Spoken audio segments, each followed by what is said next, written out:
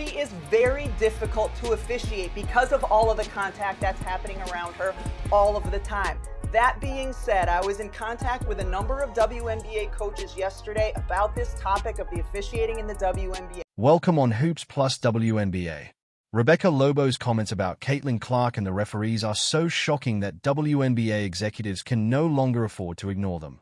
Because even though we just witnessed the most spectacular example of the Caitlin Clark effect following the WNBA's poor officiating in the Fever Sun game, that same officiating has the potential to completely damage the WNBA. Rebecca, a WNBA icon, has now sounded the alarm. This argument is not just logical. She exposed what several WNBA players are reportedly saying behind closed doors about the current officiating situation. If we have learned anything, it is that the WNBA has learned absolutely nothing about how to properly handle its golden goose, Caitlin Clark. The league may not like hearing this, but it was necessary to say it all. Let's take a closer look at Rebecca's comments and the developing Fever narrative, which is excellent news in many ways but also raises serious concerns about the way the WNBA is handling the situation. If you enjoy this content, consider giving this video a like and subscribing to the channel. Believe it or not, more than 83% of viewers still haven't subscribed. It's free and only takes a second, but it means a lot to us. So, have you subscribed already? Great! Thank you so much for your support. Now, let's get back to the video. The second-year player clearing out that side of the floor, shooting on Stewie, and then watch the reaction with one another. Stewie's laugh. Caitlin Clark's incredible comeback happened just a few games ago. She scored 25 points in the first half, including 3 logo threes in just 38 seconds. It was an electrifying stretch that also reminded fans of what they had been missing. It reminded everyone across the league of what a true leader looks like. And Cunningham is down behind the play, but they've got Caitlin Clark. 2 players with incredible up.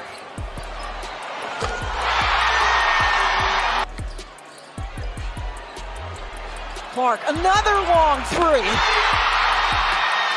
The biggest statement of all was the game that made everything clear. The WNBA has more assets than just Caitlin Clark. The choice is hers. When she missed those 5 games, it wasn't simply a setback. It was an expose. There were fewer spectators. Social engagement dropped. The level of national interest remained unchanged. Every WNBA story now seemed like background noise without Caitlin. Here we go with Caitlin Clark, singularly, being missing for the time she was gone, and ratings tanking, 50% in some cases. And then also she comes back and reminds everyone how spectacular she is, and everybody's talking about the WNBA. So if you needed to sort of have it affirmed to you that it is just her, that the singularity of her is what we are talking about, and her star power, you got it with this absence and then the way she came back. Caitlin Clark's comeback gave the WNBA a major boost after weeks of declining ratings and growing criticism.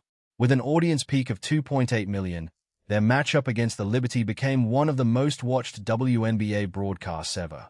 By comparison, an average of 2.5 million people watched the NHL Stanley Cup Finals. While basketball and hockey are obviously not exactly the same, Caitlin Clark's recent victory over a century-old men's sports league in the final round is still extraordinary. Although WNBA leadership appears to have completely overlooked this, a subject we'll get into shortly, Olympic gold medalist, Basketball Hall of Famer, and perhaps ESPN's calmest voice in the room, Rebecca Lobo, has not ignored its significance. Before we get into her comments about the referees, take a look at how she described just how seismic Clark's comeback was. Tell me, what does Clark's return mean for the WNBA? I mean, it means a lot more people are paying attention once again. We know how much Caitlin drives ratings. We know how much Caitlin drives attention on the WNBA. And for her to come back and do it in that way. Pay close attention to what Rebecca Lobo said. People are starting to watch again. It's a short sentence, but it says a lot. Because if they are watching again, that means they had stopped watching. And we all know exactly when that happened. When Caitlin Clark wasn't there. Lobo didn't stop there. She went on to explain why fans returned as soon as Clark came back. there at the end of the first quarter when she had that 38-second stretch where she drained deep three after deep three after deep three. I was just sitting there thinking, I've been around this league since 1997. I have never seen that in a WNBA game. Have we seen players go on runs? Of course we have, but not like that. Not where a couple of the three-pointers are from 30-plus feet. It was an exhibition by her. That is the real issue. These weren't your typical long-range twos or deep three-pointers. These were logo bombs coming from an entirely different zip code. Very few athletes, if any, can do that consistently and make it look this effortless, which is exactly why fans tune in. Even Natasha Cloud, who has not exactly shown much consideration for Caitlin's supporters, has acknowledged the reality. The truth needs to be recognized. You have to defend her the moment she crosses half-court. This is not normal. Just ask Rebecca. Angle is wild, folks. There's the eye gouge. Watch Mabry. Boom! I mean, come on. Everything that has been happening, not only since Caitlin's comeback, but throughout the entire previous season and this one as well, has become increasingly concerning because we are no longer talking about simple missed calls or tough defense. We are talking about a pattern that has become so obvious that even experienced WNBA insiders like Rebecca Lobo are speaking out. And the game against the Sun should have made everyone across the league take notice. For some reason, neither JC Sheldon nor Marina Mabry was ejected after essentially body-checking Caitlin Clark to the floor in the middle of her shooting motion and clawing her in the face. I'm not saying Caitlin and JC weren't exchanging words earlier. They were. But making fun of someone does not give you the right to physically attack them. You cannot expect the league to become as successful as the WWE if you just knock its biggest star to the ground. Even the commentators were stunned. You could hear it in their voices. They were expecting an ejection. The league as a whole reacted the same way. What happened left fans, coaches, analysts, and even players shocked. Hey, we would have been crashing out, RT. Courtney, if somebody ever tackles you like that, Nobody would ever tackle me like that. They would play with Bridget like that, and then we would have to like take it up there. okay. You see what I'm saying? But I'm just saying. Nobody would ever play If, with me like if that. that ever happened, you better crash out behind me, because I'm crashing out behind you. T, We can share the same jail cell. Caitlin's face claw and shove, of course, went viral and quickly became the talk of the town. But it was not an isolated moment of chaos. The tension had been building throughout the entire game, yet the officials continued to ignore it. JC Sheldon right here with an entire handful of Caitlin Clark's shoulder and bicep, and she's twisting it. Okay? I mean, this is wild. Here's the zoomed out look, the snapshot. I mean, this league does not have control of its... And as everything continued to boil over, the tension quickly escalated. Stephanie White was understandably furious after the game. It was obvious from her body language even before she said a word. She sat down, took a deep breath, and finally let it all out. The game has changed so much. Players are faster, they're better, they're bigger, they're stronger. They're as good as they've ever been. They're as athletic as they've ever been. The game is fast now. Things are happening quickly. Everybody's getting better, except the official. That is the harshest way to criticize the referees without directly naming them. While the rest of us are improving, you are not. It is serious and goes straight to the heart of what many players, coaches, and fans have been experiencing. The problem is that this did not begin with the Sun game. It has been building throughout the entire season. The harsh and inadequate treatment of athletes like Caitlin Clark, inconsistent officiating, and missed calls have all become part of the problem. Play! Oh my god, this is rigged! This is rigged! She got yanked! Fell on her hip! That's a hack! That's a hack! That's a hack! Oh my god, they hacked the Wnba and they hacked Caitlin Clark! They are both hacks! They are both hacks! They hacked Fever twice, and then there was a phantom foul called on Sabrina Ionescu. From the start of the season, the Fever's lack of calls was apparent, but during their 90-88 loss against the Liberty, it reached a breaking point, turning the game into a hotly contested battle for players and fans alike. The officiating that night seemed prejudiced. with New York receiving ticky-tack fouls while Indiana struggled to buy a whistle, and the difference at the free throw line became impossible to ignore as the Liberty repeatedly reached the stripe while the Fever barely did. But what really infuriated everyone were the questionable calls, or lack thereof, in the final moments, with the worst coming at the very end when Caitlin Clark was unable to get a shot off on the final possession after Natasha Cloud flagrantly fouled her. As replay after replay exposed the incident, social media erupted, analysts criticized the officiating, and supporters were furious. Clark also went off with Stephanie White, and ironically, instead of receiving the kind of support expected after another controversial officiating moment, she was penalized for her reaction. It felt as though the league was quietly acknowledging that something had gone wrong, almost as if even they knew the situation was unreasonable. And honestly, they should admit it, because before we even get into what Rebecca Lobo said, comments that could prove insightful and potentially dangerous for the league, we need to talk about the growing frustration and discontent building throughout the WNBA. I think it's pretty egregious what's been happening to us the last few games. A minus 31 free throw discrepancy. And I might be able to understand it if we were just chucking threes, but we're not. We're attacking the rim. And the disrespect right now for our team has been pretty unbelievable. So it's disappointing, that it doesn't go both ways, or it hasn't gone both. Instead of disregarding players' complaints about hard play, officials openly laughed at them. Let us go back to Rebecca Lobo and how Caitlin Clark is affected by all of this. Players are laughing and making comments like, "I'm going to be harmed if this continues." The conclusion is simple.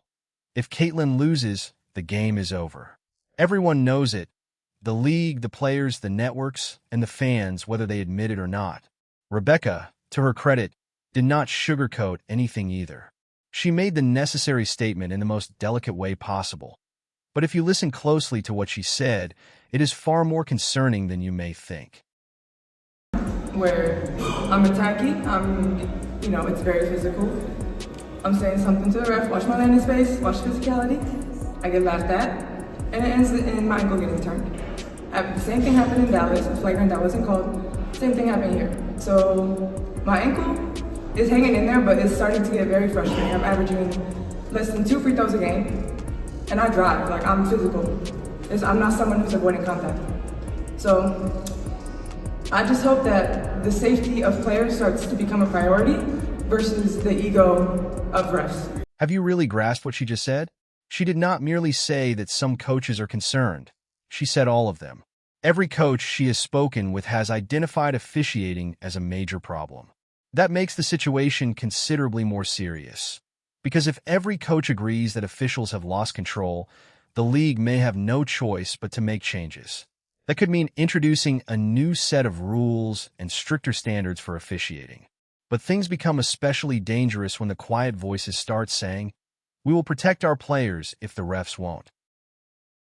Difficult to officiate because of all of the contact that's happening around her all of the time. That being said, I was in contact with a number of WNBA coaches yesterday about this topic of the officiating in the WNBA, and all of them said it needs to get better. Specifically, the consistency, not only from one game to the next, but the consistency within it. That is the core issue.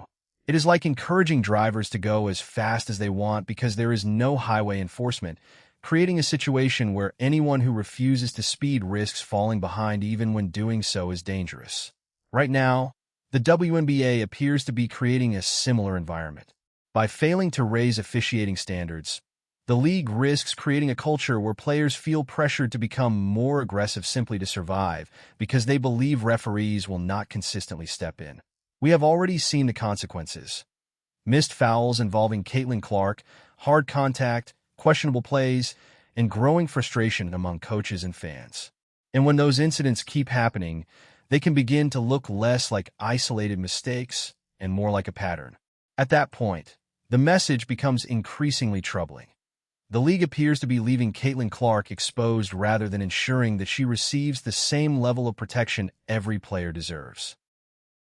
We tell our players to be as physical as they can possibly be for 40 minutes because we know for 38 of them, they're pretty much going to get away with it. So I think everybody would like to see a tighter whistle and a little bit more freedom of movement. From the start of the season, the The Fever's lack of calls was apparent, but during their 90-88 loss against the Liberty, it reached a breaking point.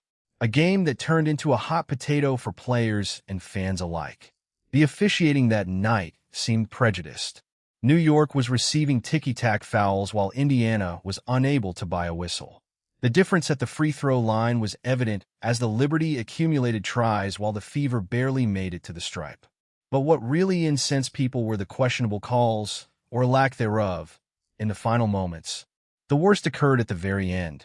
Caitlin Clark was not even able to take a shot on the last possession after Natasha Cloud flagrantly fouled her.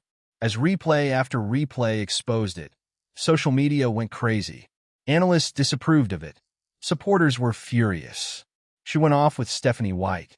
Ironically, instead of screaming at the refs after the Sun game, she received a penalty for this. It seemed as if the league was quietly admitting its errors, as if they knew it was unreasonable. In all honesty, they should admit it, because before we even talk about what Wnba Lobo said, which is insightful and really dangerous for the league, we need to talk about the rising discontent inside the WNBA. Instead of disregarding players' complaints about hard play, the officials openly laugh at them. Let us go back to Wnba Lobo and how Caitlin Clark is affected by all of this. Players are laughing and saying things like, "I'm going to be harmed if this continues." The conclusion is as follows. If Caitlin loses, the game is over. Everyone knows about it. The league, the players, the networks, and the fans, whether they will admit it or not. Rebecca, to her credit, did not sugarcoat anything either. She made the necessary statement in the most delicate way possible. But if you listen to what she says, it is far more concerning than you may think. Have you grasped what she just said? She did not only say that some coaches are concerned. All of them, she said. Every coach she has talked to says that the officiating is a big problem. Things become considerably worse at this point, because if every coach agrees that the officials have lost control, then they have no option but to make changes. They will be subject to a new set of regulations. It becomes dangerous when the quiet one says, "We will protect our players if the refs won't." That is all. It is like encouraging drivers to go as fast as they want since there is no highway enforcement, and you will fall behind if you do not speed, even if it is risky. Right now, the WNBA is doing precisely that. By refusing to raise officiating standards, they are creating an environment where players feel forced to be more aggressive, even if it is risky, since it is about survival. They also know that the referees will not step in. We have already seen the outcome. The clear fouls against Caitlin Clark, the cheap shots, the body checks, and the coaches and fans mounting irritation. And soon, when it happens again, it starts to seem more like a message rather than an oversight. The league appears to be suggesting that protecting Caitlin Clark is open season. And you see, I get it. Kathy Engelbert wants rivalries. She really said in an interview that players should not treat each other with kindness. And in principle, that is okay. Rivalries are lucrative. There could be a little edge to the game. But when it comes to Caitlin Clark, the WNBA does not need fake drama and filthy fouls. Therefore, this is a terrible mistake. They already have the most talked about, watched, and marketable athlete in women's sports. And we have the perfect example of why. They just kept shoving Caitlin. They're like, well, they can't keep calling. They can't just keep calling fouls. I'm like, they're literally just running around hacking her. The referees have made it like a point that this is how you beat the Fever. You hack them. You don't even, it's not being physical. You just hack them. Because the referees are going to allow them to be hacked. Late in the game with the Fever, hack them. Not being physical, hack them. Don't go for the ball. Everyone talks about the ratings when Caitlin Clark is on the court compared to when she is off it. And we already know that story. But Sophie Cunningham's recent experience may be one of the strongest examples yet of the real power behind the Caitlin Clark effect. Sophie quickly became a recognizable name after defending Caitlin, gaining more than 1 million followers across social media as Caitlin's fans embraced her comments, confidence, and independence. Some fans even admitted they were now watching the WNBA because of Sophie, while others said they needed a Cunningham jersey. But this is bigger than Sophie alone. It represents a blueprint for how the Caitlin Clark effect can spread across the league. Just as we have seen the ratings drop when Caitlin is absent, we are also seeing what happens when a player supports her. Fans follow players who stand with Caitlin, support their teams, buy their jerseys, and start paying closer attention to the WNBA. Sometimes that growth happens gradually, but sometimes it can happen almost overnight. And none of that changes the fact that Caitlyn remains at the center of the league's biggest storylines. So what do you think about the officiating, the physical play, and the growing attention surrounding Caitlyn and the players around her? Share your thoughts in the comments, and let us know where you stand. As we expected, Sophie Cunningham has reached 1 million followers. 1 million followers. Sophie Cunningham on TikTok has gained, if I'm not mistaken, I think she has gained nearly 900,000 followers. It's at least 700,000. Sophie Cunningham on TikTok now has 1 million followers. I'm not against athletes making physical contact with Caitlyn Clark. She is a strong player, she can handle physical play, and she has never asked for special treatment. But when players appear to follow her off the ball or make unnecessary contact, it crosses a different line because that has nothing to do with normal defense and everything to do with potentially putting another player at risk. And when that player is Caitlyn Clark, the face of the league who drives enormous media attention, ticket sales, viewership, and merchandise interest, the consequences go beyond one individual play. It can affect the league itself. That kind of reckless approach is not only dangerous, but also short-sighted both physically and symbolically. Candace Parker, a WNBA icon, said it best. The Indiana Fever, they need to go hockey, and let me explain this.